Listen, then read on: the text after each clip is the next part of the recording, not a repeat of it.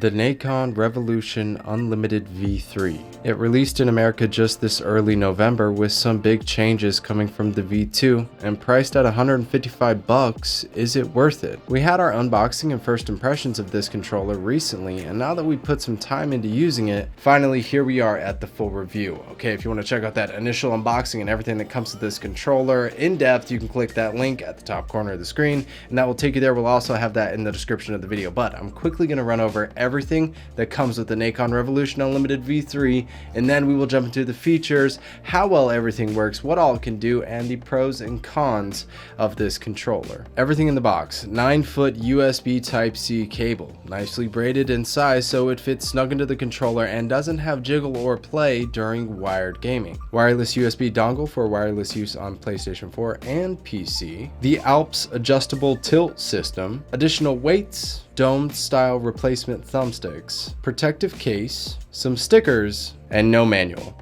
Literally no manual whatsoever. I was lost as hell during the unboxing and first impressions of this controller because there was no manual to tell me what everything is and does and how it all works. Come on, NACON, the Astro A40's had a map to the freaking lost city of Atlantis. The least you could do is give me an instruction booklet. And lastly, the NACON itself. The entire front and rear of the controller is covered in a matte black soft touch grip coating. Very well done actually, and this is further complemented by the rear bottom cover of the weight system for the controller having a diamond textured grip surface. You're provided adjustable weights at 10, 14, and 16 grams so you can find the perfect feel for you. I like the controller's natural weight, but the option to adjust that is nice and definitely helps improve overall comfort during use. Now the thumbstick layout is the Xbox offset layout. Now me coming from PlayStation, this wasn't that bad of a transition, but for some people I know they just absolutely hate that layout, and if that's the case, then this may not be right for you. On the back of the controller, we have our 4 extra inputs mappable to whatever you like manually or through the NACON software on PC.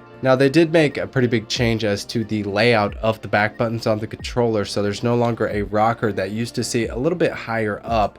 Now they have the buttons running the length of the legs of the controller, and I'm sad to say that for people who have small hands, you will struggle to find easy use out of these bottom 2 buttons on the controller. Medium and large hands should reach easily, and I'm certainly used to having controllers with 4 back inputs, and I'm really sad to say that my fingers perfectly align with all of these back buttons, and they just aren't pronounced enough. Then above our rear extra inputs, we have our profile button, allowing us to switch between 4 different profiles. We can use the 4 presets that come with the controller or go into the software and create our own. The software was easy to use, full control over remappings, vibration module intensity, dead zone calibration, thumbstick and trigger response curves, D-pad options for 4 or 8-way directional inputs, the ability to reverse your thumbsticks, and even custom lighting control of your front RGB ring. When switching profiles, the front 4 lights indicate which profile is selected. These lights also serve as a battery level indicator. Now the middle toggle switch next to the profile button is for switching between wired and wireless mode if you want to use that wireless dongle. The wireless system works well, but I do prefer playing wired for improved latency.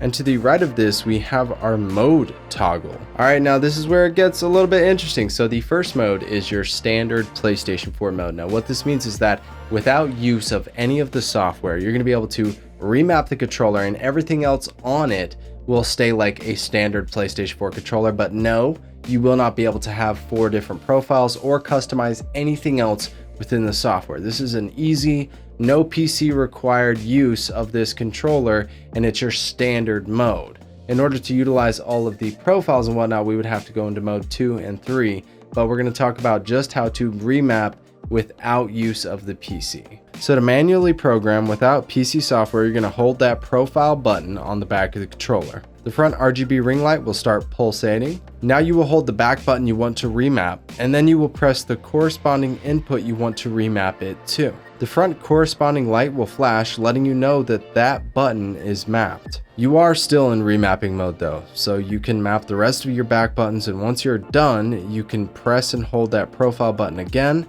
and the front ring will stop pulsating, letting you know that you're back in play mode. Mode 2 is the advanced PlayStation 4 mode. This allows you to utilize all of the 4 presets while on console, and also the mode that you use the PC software with for full customization of the controller. Mode 3 is PC mode. pretty self-explanatory. The top L2, R2 triggers don't have trigger stops, so you will always have full travel distance. These are a little bit stronger on the resistance compared to stock Sony controllers, and I think that these are great for racing games. L1 and R1 are equipped with Omron switches, but I couldn't find what the rated lifespan of the switches are anywhere.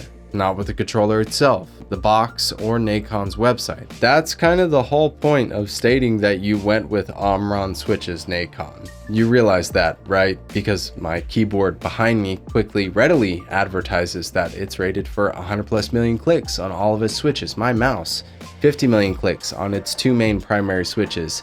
And there are a lot of budget Omron switches that aren't rated for crap. So we want to know what you've actually put into your controller, and really we want to see that you're proud of the quality that you've instilled in your product. So why is it so hard to find what they're rated for? They are nice and clicky.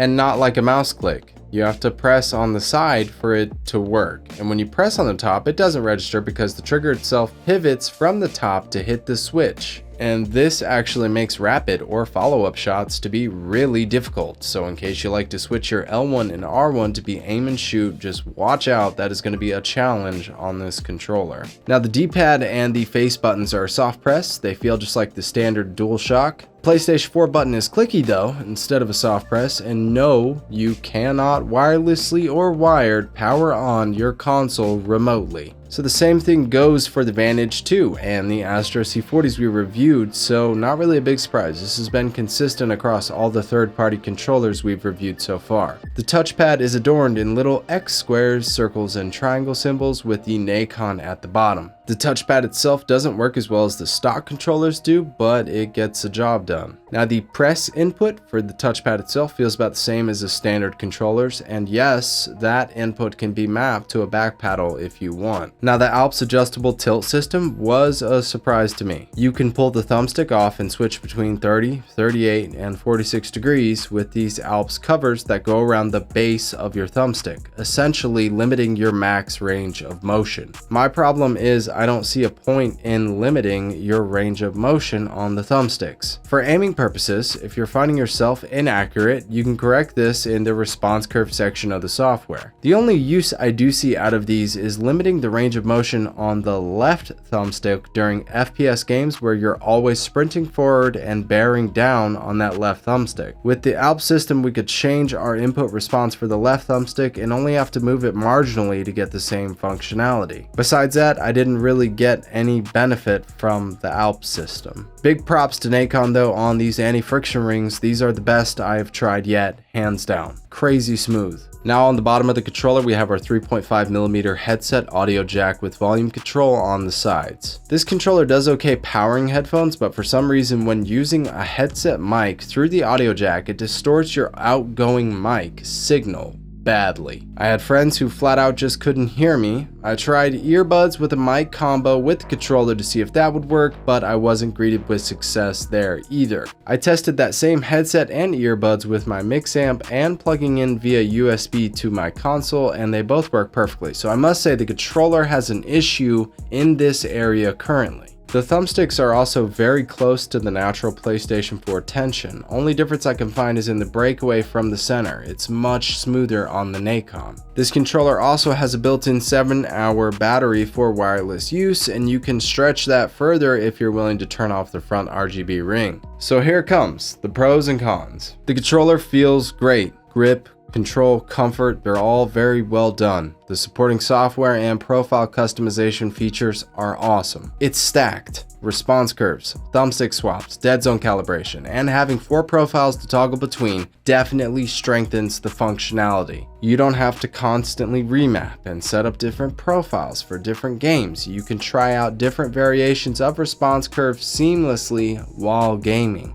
The wireless system works well, so no connection issues there. Latency during wired and wireless was pretty fast. It's got 4 remappable back buttons, and you don't need a PC to get up and running, and you can also utilize the 4 pre-programmed custom presets without a PC as well. If we're being real, that is a lot of performance features coming from a $155 controller, and there's a chance it may be compatible with the PlayStation 5 through firmware updates. So what are the cons? 1, you cannot fully customize the 4 profiles, custom response curves, and all the other nice features without the software. So essentially, yes, you'll need to access a PC to have all the benefits, and without it, you won't be able to really make this controller your own and fine-tune it. The top L1 and R1 aren't suitable for people who swap their rear triggers to the front bumpers. The travel and reset time with this tilt-down actuation method is bad. It's just a design flaw. Let's be real. I have tried many different hair triggers, and this, my friends, is not it. The controller cannot turn on your console remotely. I know that's like a really small gripe or whatever, but for some people, the convenience factor is everything, so I have to include it. There is no height adjustable thumbsticks included. For me, I like a raised right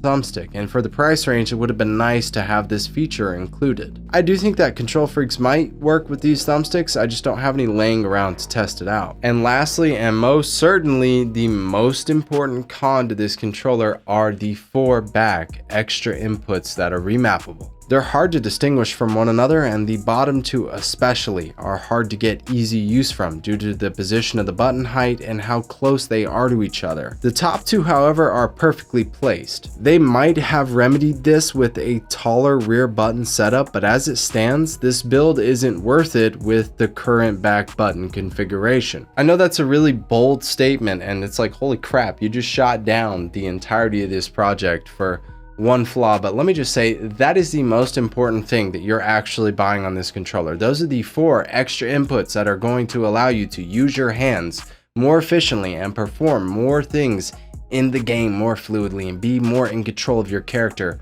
while you're doing those things. And that's why you buy elite controllers, is to be able to jump and aim and slide and move all simultaneously flawlessly. And when those inputs aren't ergonomically designed to succeed for you to work with your hands, then you're not going to really gain any benefit from the controller. The microphone quality through the 3.5mm jack issue is also a pretty big concern for people that plug in headsets with mics to the controller itself. And I know it may seem like I'm a little rough on NACON, but please understand I've reviewed a bunch of elite controllers from a bunch of different companies, and my concerns with the NACON are pretty much aligned with all the other people who've posted their reviews on like Amazon and other places that they sell this online. And I'll go ahead and share that with you guys and maybe link some of it in the description below, because pretty much everyone's complaining about the same thing: the position of the buttons, the hair triggers and their poor functionality, and having challenges with the mic audio coming from being plugged into the controller itself. So it's not just me. I highly advise checking out other people's reviews of the NACON, not just mine, and that's what wisdom is, learning from other people's experiences. So if any of you guys have had any NACON in the future, or the new NACON Revolution Unlimited V3, leave your experience in the comment section below. I'm sure we're all interested as to how that went for you. There you have it, my no nonsense, no BS review of the NACON Revolution Unlimited V3. I know I'm a little cold-blooded, but what do you guys think? Do you think that it is worth it? Maybe stick it around for a firmware update or 2. Me personally, I think that there's some design flaws in there that are gonna have to get worked out, and that it's just not for me. But I am curious as to what you all have to say in the comment section below. So if we did a good job, please don't forget to like the video, subscribe to the channel, share the content. It is greatly appreciated. And Notification Squad, you guys freaking rock, and everybody in the comments section, just chill out. Yes, we are reviewing the Xbox Elite V2. But anyways, I think that's it for me. I look forward to seeing you all in the next one. Peace.